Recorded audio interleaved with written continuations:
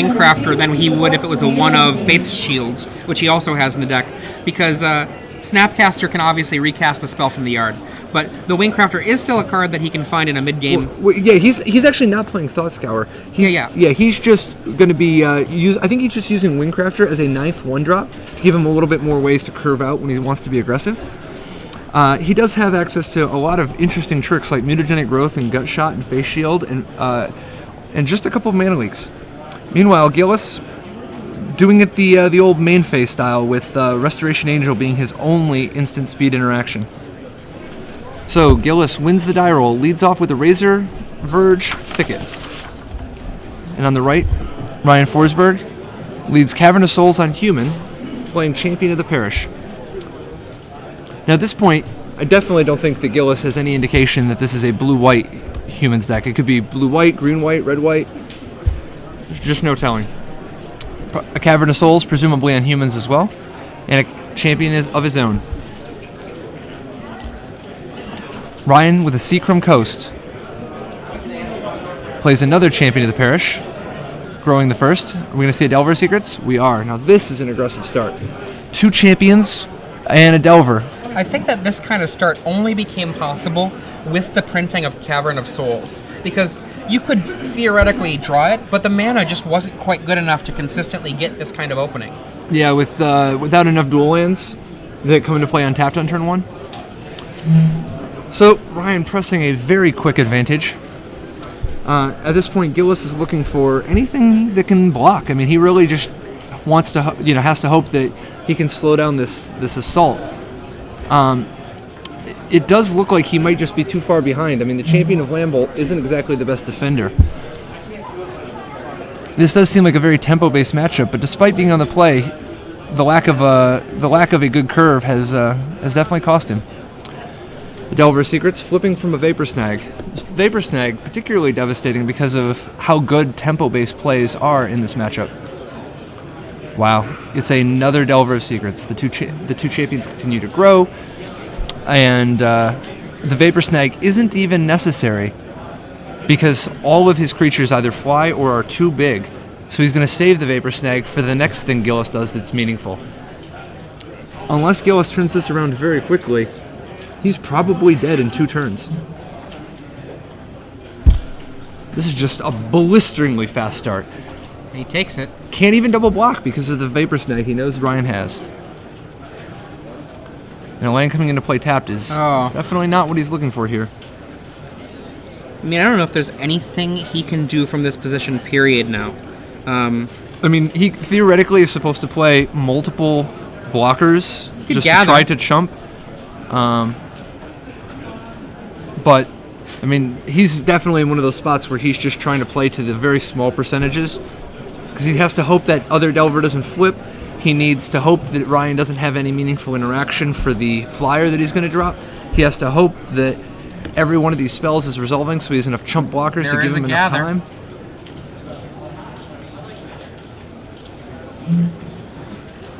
And still that insect. But even from this position, the Vapor Snag is going to knock him to 6, and with 2 flyers, he's dead immediately if the Delver flips. Now, what are we going to see out of the sideboard? What do you like out of the green-white sideboard? I am not a huge fan of Fiend Hunter, but it's going to come in and it has, useful effects. Usually, it's not long for staying in this world, but it can unflip a Delver and reset the champion counters. Yep. Daybreak Ranger is also going to be actually something I do think is pretty solid, and then Oblivion Ring, reasonable, and perhaps Grand Abolisher just to get rid of the sneaky tricks during your opponent's end step or during your own end step. So Vapor Snag, probably targeting the champion, is going to allow Ryan to just attack with. Oh no, he already Vapor Snagged. He Vapor Snagged the Champion of Lambholt.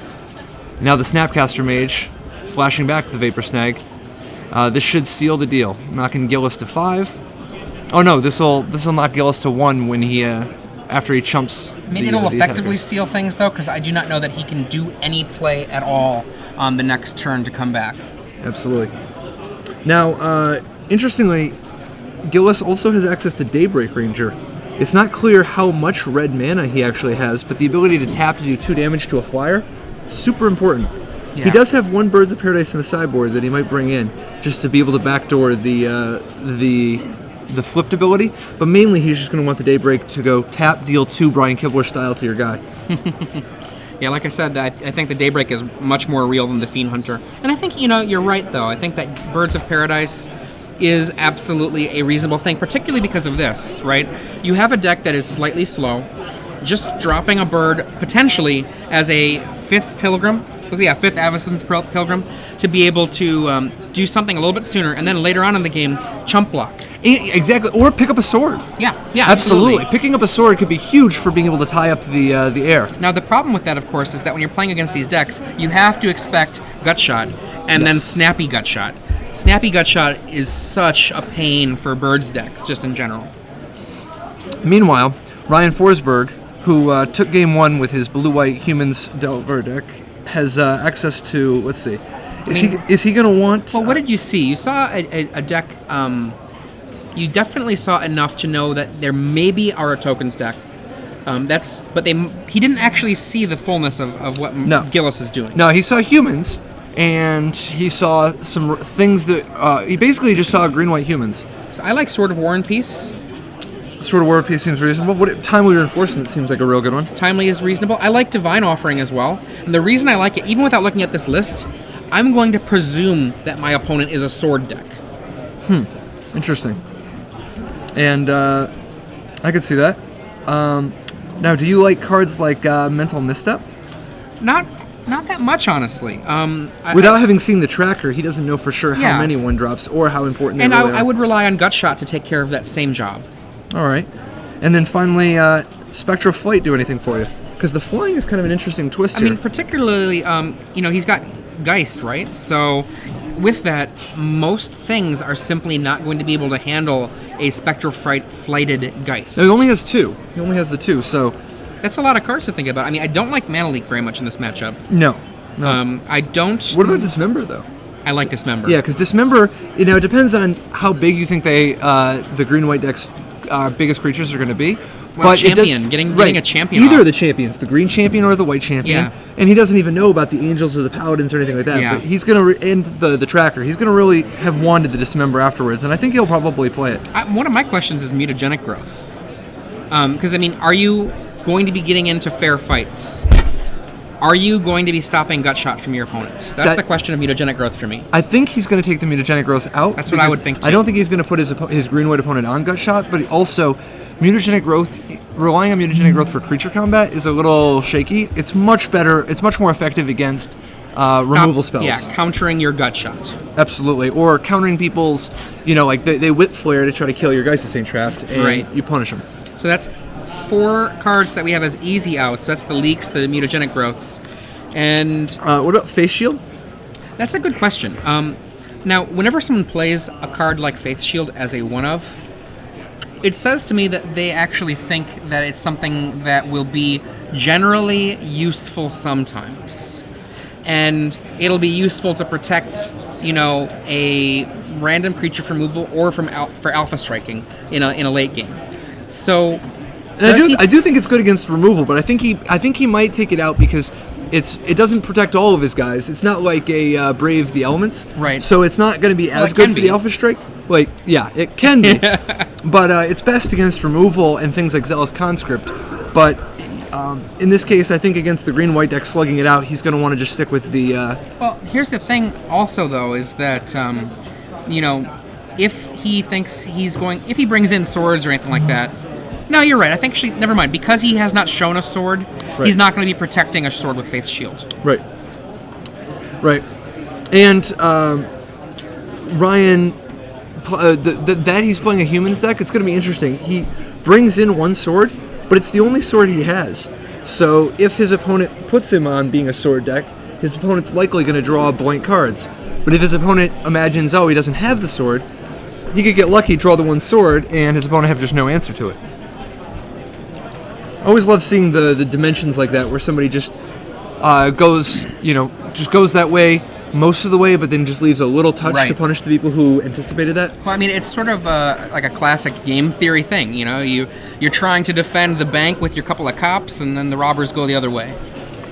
Now, what do you think about Forsberg not playing Moorland Haunt?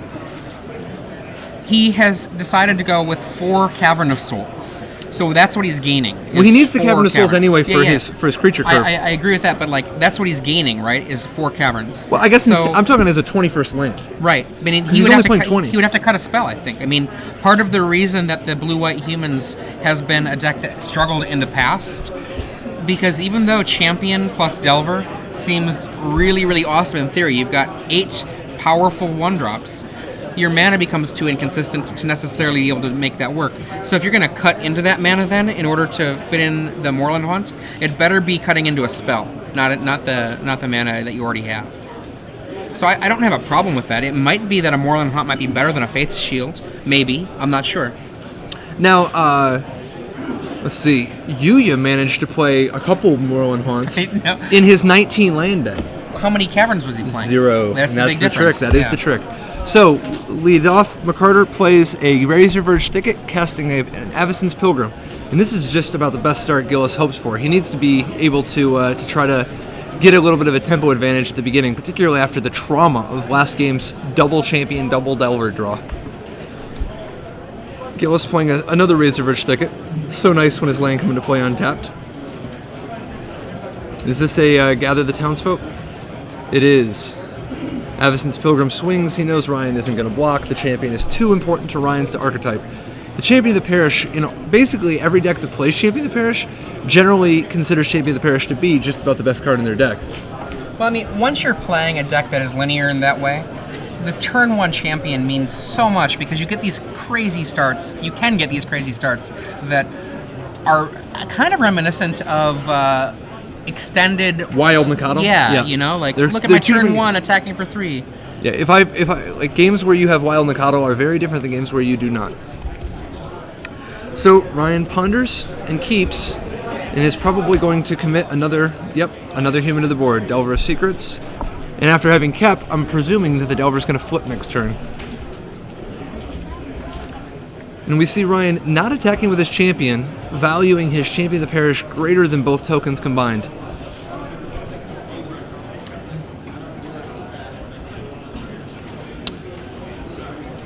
Fairly routine assessment, but still not one to I guess take for granted, simply because there's the possibility of representing Gut Shot. There's, depending on the texture of his hand, he might just really want to get rid of those blockers. But for the most part, the Champion is probably going to end up trumping most of Gillis' cards if it's left unchecked. Overall, this seems like a very challenging matchup for Gillis, just because he's doing many of the same things Ryan is, but he doesn't have the elements of like flying and Vapor Snags and Snapcaster Mages. I mean, but if the game goes long, his advantage is that he's got things like Sigarda and the Tracker and a Hero of Bladehold.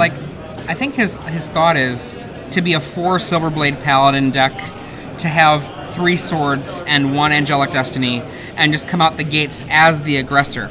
But Vapor Snag often makes it really hard for a deck to be able to work with that kind of plan, because the game will be over quickly, and the fast tempo of erasing an entire play for 1 mana, even if it's just for a turn, it can be often too much in the race. So there's that Timely Reinforcements we talked about, and Ryan punishing Gillis for having attacked for 1. What a blow. I mean, absolutely. Does that say 25 cents on each of those? I think it might say 75. It's either 25 or 75. I think you're right. It does say 25. I'm sure we're going to judge his ruling shortly. Now, it's interesting. Delver did not flip, but perhaps Ryan just wanted to be assured that he drew the colored mana so that he'd be able to cast the Timely Reinforcements that was in his hand. Very reasonable play, given just how great the board position is here. Now, it's also worth noting that Timely Reinforcements soldiers are not humans. Yeah, they're simply soldiers. Absolutely. Another Delver of Secrets commits to the board. When they flip, it's going to be ugly. Talia, a very nice weapon against Delver, particularly since the gut shots are so overworked anyway. Talia slows down the cantrip madness quite a bit. So now we see a 4/4 Champion attack, and this is definitely one of those situations where Ryan is representing Vapor Snag and Gut Shot, and if Gillis commits everything to the board, a single Vapor Snag could be devastating. If he commits everything to the trade, and he elects not to. At this point, Ryan has a pretty big advantage with 3 Delver of Secrets, 3 soldiers, a champion up to 4/4, facing down 2 soldiers, human soldiers, just 2 soldiers, a champion, a gather, and a pilgrim and a Talia. So Ryan again chooses not to flip his Merfolk of the Pearl Trident.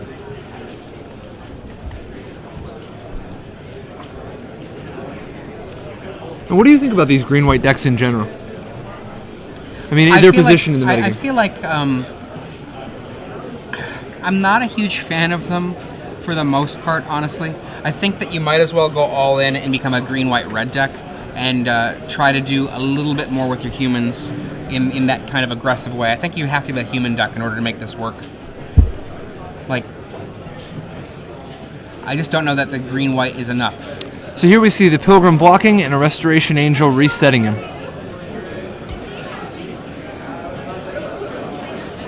The 3 Delvers continue to not flip, but getting another human trigger helps Gillis' champion grow, and now he has control over the skies for the time being. Now, how many ways does Ryan actually have to kill a Restoration Angel? I think just dismember from the board. I mean, for the most part, he's looking to combine. Dismember from the board. He's looking to combine like a gut shot with a Delver of Secrets or something, right? Combat. And that's a tough way to do it. Combat is the only other way. 1 dismember in the board otherwise. And that's part of the reason we see players doing like what MJ did earlier and adding Doomblades to their Delver deck. You know, sometimes you just want to be able to trump the Angel. Once you know that 75% of the field is playing Restoration Angel. So, champion up to a 5/5 now as a result of Snapcaster Mage entering the board. Now, did he keep with that Ponder? I believe so. If so, we're probably going to see an army of 3/2 flyers. We see a champion from Gillis. At the point right now where champions are kind of underwhelming. Now, what do you think of Gillis not playing any kind of overrun type effects? You know, I think his closest is his Sword of War and Peace. I mean, the thing about the overruns right now, there really aren't very many good ways to do that in this moment. Like, equipment is I think the closest you can get to any useful effect. +1/+1, and all of my guys are infect. Yeah. I mean, definitely Ben Dempsey has tried to get me to play that a couple of times now and then. So we have another Ponder. We have a Ponder flipping all of the foiled Delvers.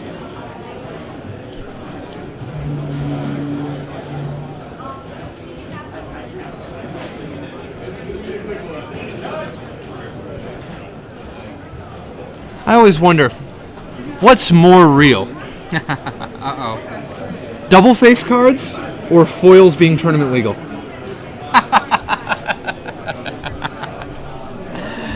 All right, boy. now we see a Spectral Flight. Costs him 3 mana, but foil I don't know that he's Spectral going to Flight. mind so much. No, this is getting brutal. And he's willing to just power his guys in. Most likely, this means that a Restoration Angel is going to block, and that Ryan will pay 1 mana for a gut shot, right? I mean, honestly, he doesn't even need to have the gut shot. He can just do the damage. Oh, like, look how much damage that is. Absolutely. That is 12 damage if the Angel blocks just a Delver. 13, right? Is it 13? Absolutely. 3, 6. Oh, yeah, 13. Right, so Gillis will be on a 1-turn clock. Oh, another Angel? Absolutely. So it'll still be 10 damage.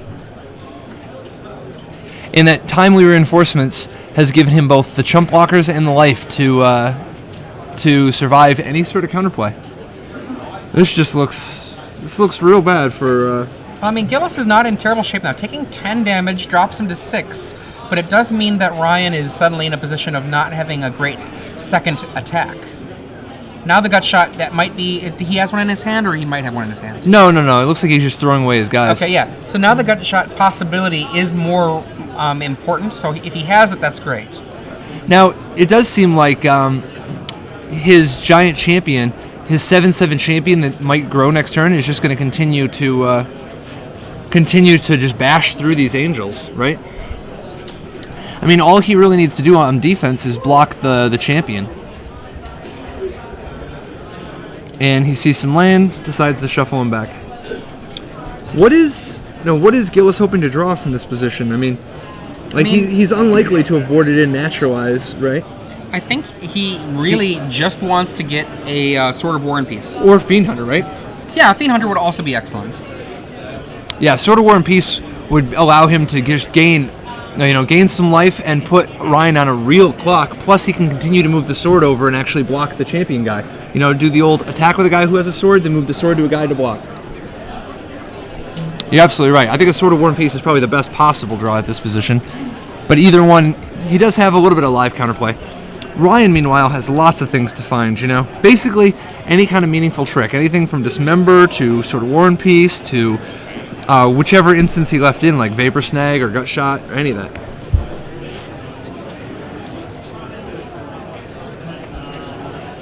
And it is interesting that that one timely has been so valuable.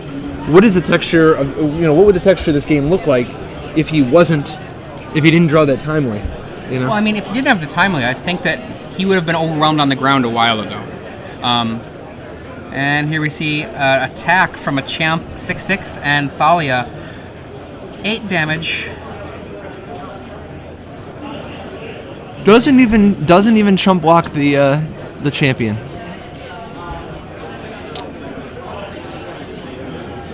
Ryan heavily representing miracles every draw for Val. Have you changed the way that you physically play Magic with the new cards? Dude, I was representing miracles years ago. Face shield. There's that face shield that we talked about, and this is the Alpha Strike that you talked about. Yep. You were absolutely right. And he's like, yeah, you're dead. Pointing out protection from the white. Gillis Stoneface says, okay, face shield resolves. And maybe he's got, and he then casts another creature just so that a Naturalize will not make him not win. Well, and he's snapcasting his face shield again.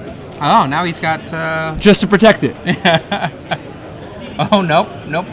To put it on the Delver. Interesting. I think I might have just waited to see if there's some flash, but either way, it's a done deal. And are we going to just throw away these guys in case there is a trick? Okay, I don't know about that attack. I would attack with the stuff that are Faith's Shield. It's all doesn't matter. Ryan Forsberg takes the match 2-0 with his Blue-White Humans deck, defeating Gillis McCarter's Green-White Humans deck. I was trying to, as we were watching this match, trying to look up Ryan, because I know I was watching him earlier and talking with him a little bit at the